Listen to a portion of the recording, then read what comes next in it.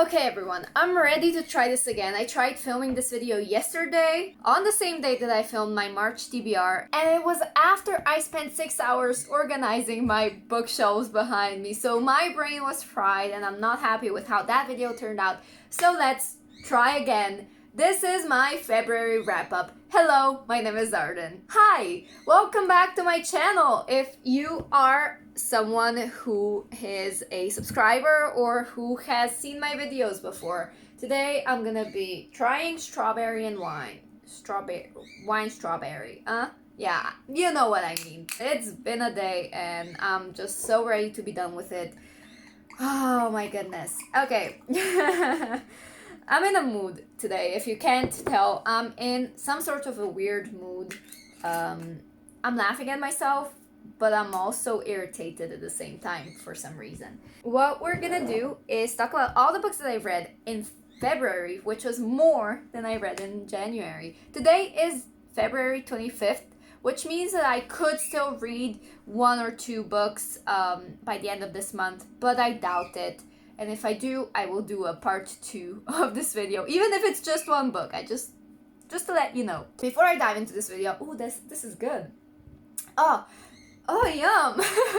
Anyway, before I dive into this video, I should mention that there are 2 lists when it comes to reading. I have like a reading goal, and I made 2 lists in my video of all the books that I want to read in 2020.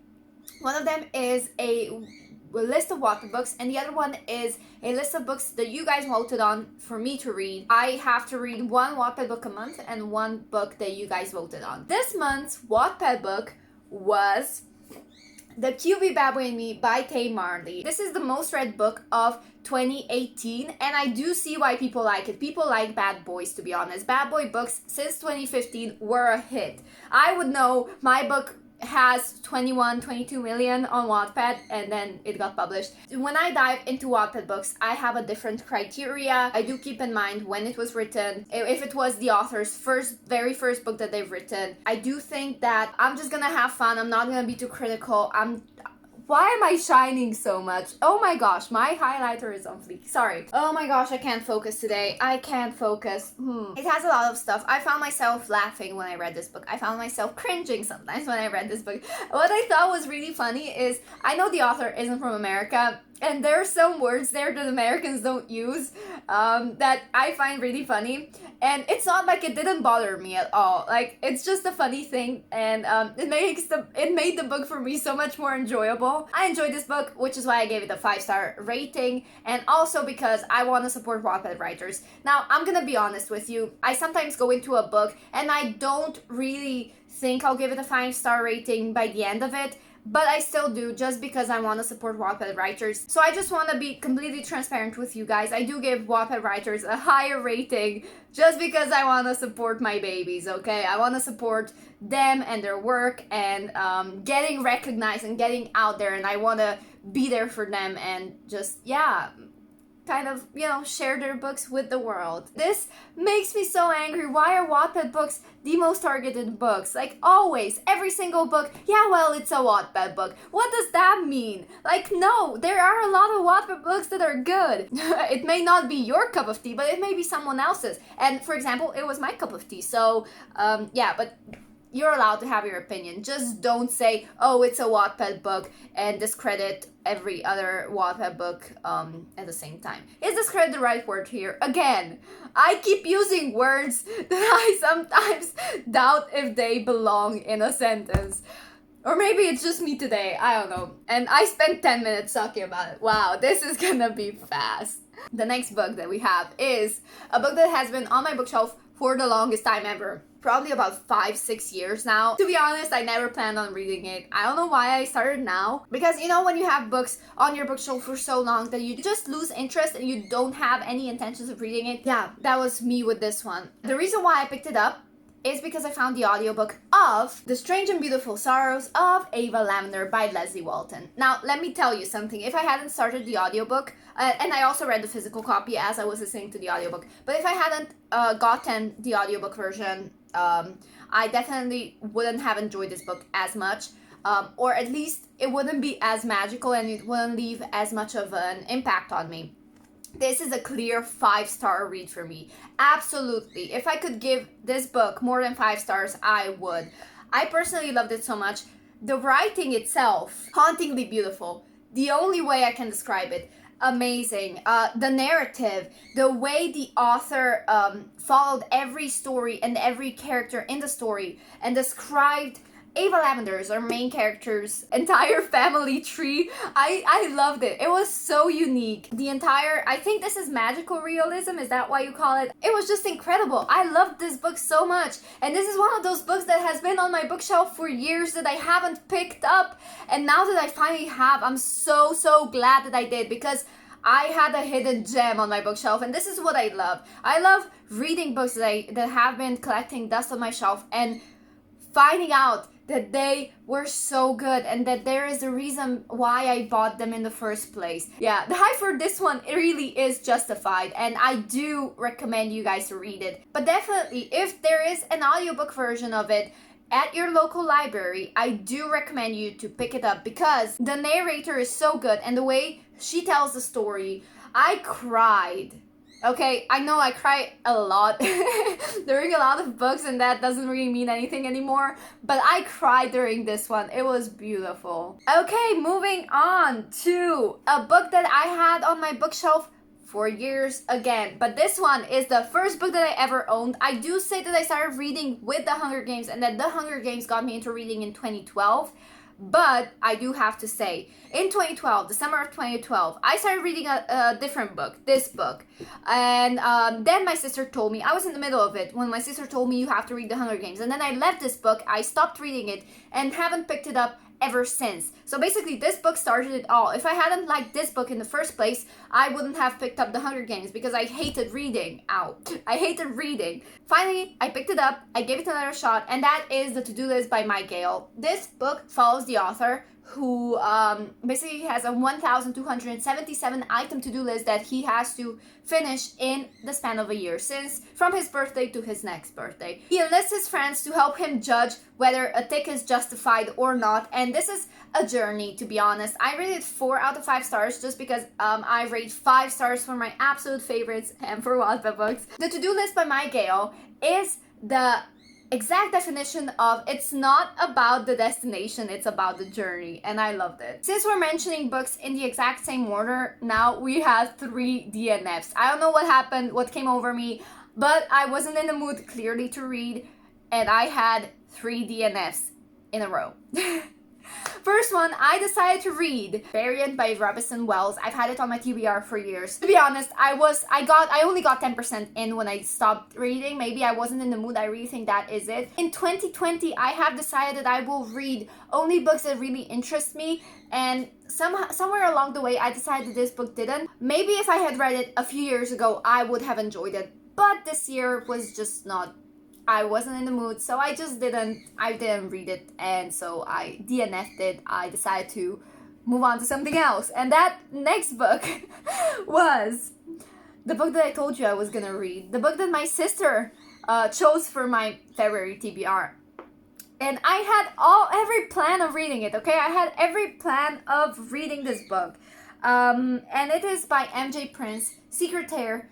This is the first book in Dynasty series, I think. Now, my sister was sent an arc in an ebook version, and halfway through this book, she decided that she needed to buy it for herself and read it, and she loved it so much, and ever since then, she has been telling me to read this book. But my problem is, 1, with the writing style, and 2, with the main character. This might sound petty, but she keeps insulting people and keeps calling them the same word over and over again. Assholes. Like, honestly, if you're gonna insult someone, just have some variety, okay? Everybody's an asshole. Don't you know any other words? I don't know. And then also the entire premise of the story, just it isn't my cup of tea, and it's fine if it's yours. Maybe like check it out on Goodreads and see if it's your cup of tea, but it just isn't mine. The last DNF of this month that took me completely by surprise, okay? I don't know what happened.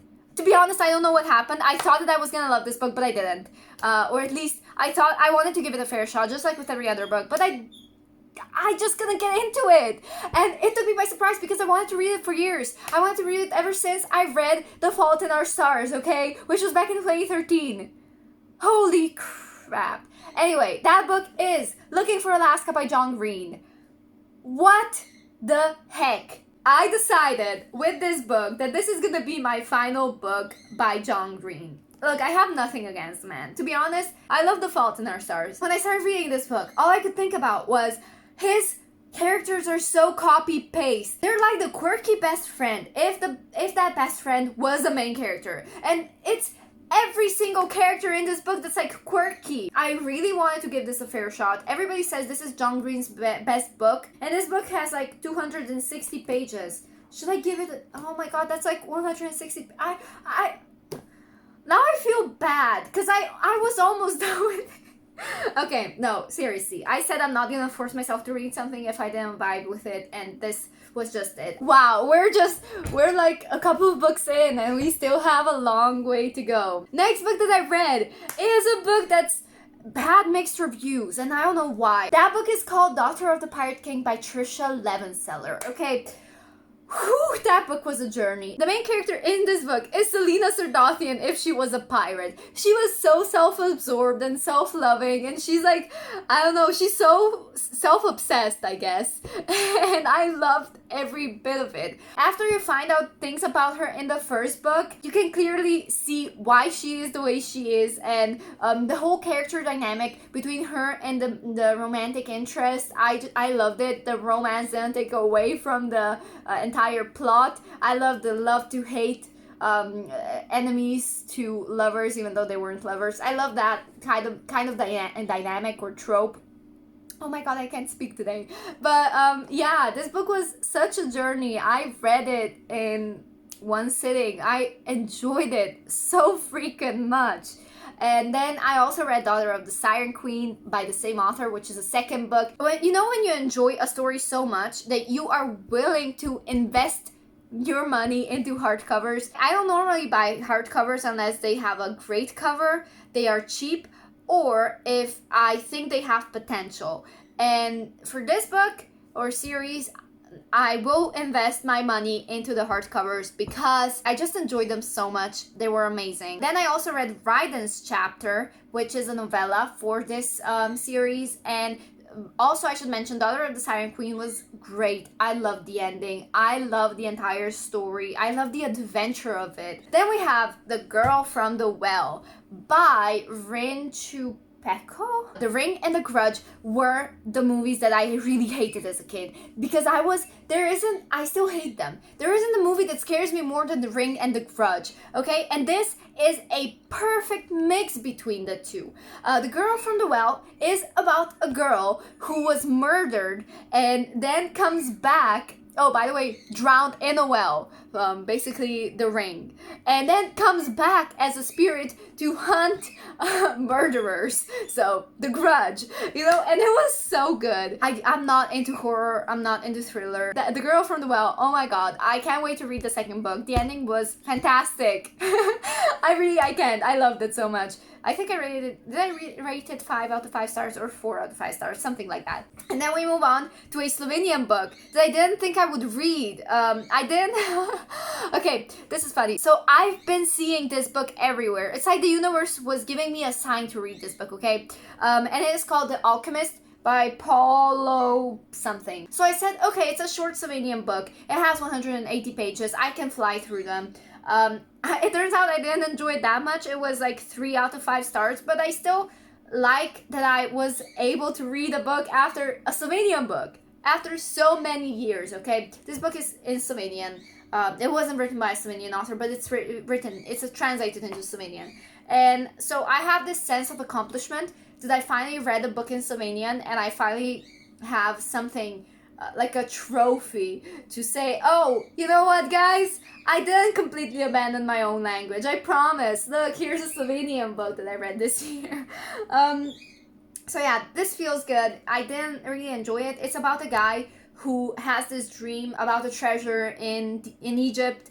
and so he goes on this journey from Spain, I think. It's just a journey full of self-discovery and lessons. And one thing that threw me off was the language, Slovenian, and the second thing that threw me off was that this isn't what I normally read. Okay, and the last book that I just finished yesterday is The Words That Fly Between Us by Sarah Carroll. This book was given to me by my sister, and so I guess I could say that I did read one book recommendation by my sister this month. So my sister basically bought this book in Ireland when she found that it had been signed, and she bought it in a bookstore. But then she went to this book convention in Ireland, and she met the author and bought another edition and has one for herself.